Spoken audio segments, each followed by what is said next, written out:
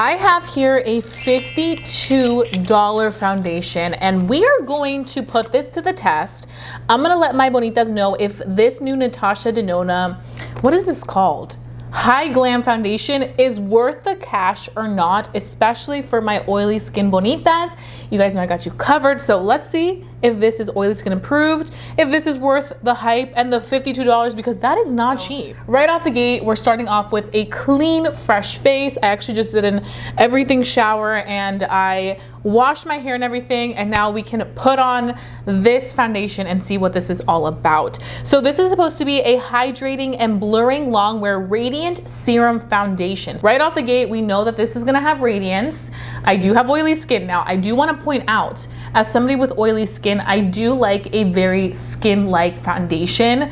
I don't mind a little bit of radiance because I feel like when you have a very lightweight foundation, regardless of what it is, you can go and set it up for success with layering on top for the person that does have oily skin. So as somebody that has been reviewing foundations for almost like, what, 10 years, I feel like I can give you guys my full well-developed thoughts, not just for oily skin, for all different types of skin. So we're gonna start with this. There are 52 shades of this. How many shades? 52 shades of this foundation, and I did purchase mine from Ulta. I think you can also find it in Sephora, but this is a medium buildable blurring self-setting radiant foundation. It hydrates, it balances oils for up to 18 hours of creaseless wear. It's developed with Korean tech and Japanese amino acid pigments. This anti-aging hybrid boosts collagen production and antioxidant defenses.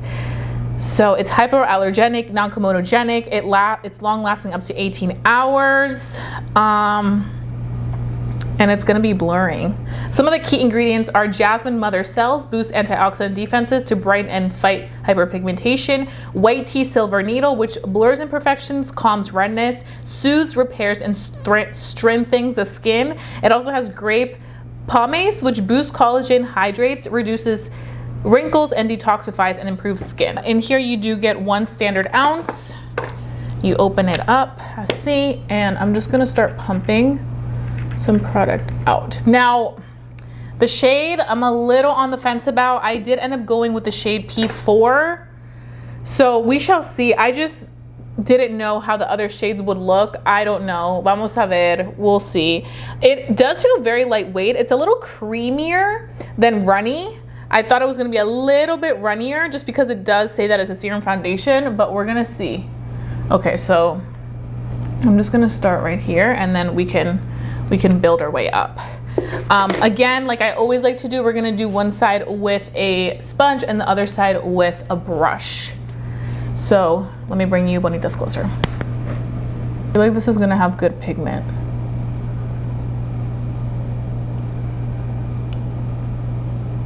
Okay. I feel like it's definitely blending in nicely. It's covering that redness. I am using a damp sponge. I'm just using an Anastasia Beverly Hills sponge. And I'm going to blend, blend, blend. Wow, it looks really nice. It looks very, very nice on the skin. Covers immediately. And I think that's where, even though it's a serum foundation, I typically expect serum foundations to be a little bit more liquidy. This one has some creaminess to it, which I feel like lets me know immediately that it's going to have more pigmentation. And it definitely does, because I can tell right away if something has good pigmentation, if it covers my rosacea up, and this covered. The rosacea is popping, and here you can't even see anything. And I still have a healthy glow. So definitely does have that radiance it's talking about. Now, like I said, I did go in and purchase the shade P4, which P4 is not a shade that I would typically go for. It is, hold on, a light medium peach, which honestly I feel like is working. It may be a little tiny bit lighter than what I am right now, but I think this could be a good shade for the fall and winter as I move into my winter shade. Honestly, I have been so let down by neutral shades just from all different types of makeup brands. They either pull too orange or they look yellow. And so I was like, you know what? Let me go with a peach. Maybe the redness on my skin is kind of like messing with the color of the foundation. I don't know, but I'm like, let me just go with a peach. And I'm finding that this actually looks pretty good. It's working pretty good with me. So I like it. I'm not mad about it. I don't think I look orange, thank goodness, and I also feel like it is giving me a pretty finish. So that is nice. Now I also have to say, I think that this foundation works really well with the damp sponge. Now my sponge isn't extremely damp. I just wet it a little bit, put it under the sink for a little bit, but I like it. I like it a lot. I feel like there's still room for me to go in with other products to layer on really nicely, but overall, I mean, look. Okay, so now I'm gonna go ahead and do the other side. And for the other side, I am going to be taking a brush. I'm just gonna be using this Lawless brush, and I'm going to be going in with the foundation directly, like so, and then just blending it out. This foundation is pigmented. Oh yeah, it is covering all that redness. Okay, that I'm very impressed with. Look how fast that covered the redness. To be honest, typically with these foundations, I rather go in with a brush just because they're more lightweight, but I have to say, I really like how it looked with the sponge. I feel like with the sponge, it looks super natural. So this is with a brush, the Lawless brush, and then this side is with a sponge. It has a glow, but it's not overly intense. Now I will say it definitely is enhancing a little bit of my texture. I do have texture. So that's just something to know. I feel like it enhances it a little bit more than other foundations, but yeah. Let me back up a little bit so you can see. This is what it's looking like. So let's see. I feel like you can see the glow a little bit more from further back. Right now, what I'm gonna go ahead and do, now that we've applied the foundation with a brush and then with a sponge, I'm going to go ahead and carry on with the rest of the makeup, and then I'm gonna come back and give you guys my first initial thoughts on how this is looking and wearing with all my products. And then we're gonna start this wear test because we are going to be wearing this Natasha Denona foundation to see if it is worth the hype or not, especially for that price tag. I'm going to be very brutally honest because that is quite a bit of money, but vamos a ver. So keep watching, Bonitas. Bonitas, I am back right now. It is 11:08 in the morning, and this is what the Natasha Denona foundation looks like. You can see, looks nice. It worked well with my products, which I'm definitely very happy about. It's always nice when a foundation can work well with like my holy grail products. But what I can say as somebody that does have oily skin is that you do pick up a glow. You can see like in the high point, almost like the midsection of my face where I tend to get dewy naturally, you can see the glow peeking through. So you definitely want to set this if you do have oily skin, because if not, I think it could become an issue. But I think for somebody that loves a just natural finish, or if you do have dry skin, I think you will really enjoy this foundation a lot. I will say though, one more thing to notice is that this foundation, I feel like does enhance a little bit of my texture. I do have some texture on my skin, and I am noticing that it's a little bit enhanced, which I'm not the biggest fan of, but you can see. But I do like the fact that it looks skin-like. I will have to say that. Now, I do want to go ahead and take a little bit of my powder and just kind of set some things in place to see how this is going to hold up as somebody with oily skin. So I'm going to be taking my mini Fenty Beauty powder, and I'm just going to go in the areas where I get dewy, which like I said is the T-zone, the midsection of the face. And the good thing is that because this foundation is a serum-like foundation, I feel like it does a good job of working with powders. It's not going to look cakey or like it has heavy product on top. I feel like it all really sets very nicely on the skin, so that's a plus. So I'm just going in, powdering, and everywhere I need a powder. And I think with that, we should be good to go. So products definitely do build up really nicely with this, which I can appreciate. You can see. It's a very good skin-like foundation. Now, it also does say that it's self-setting.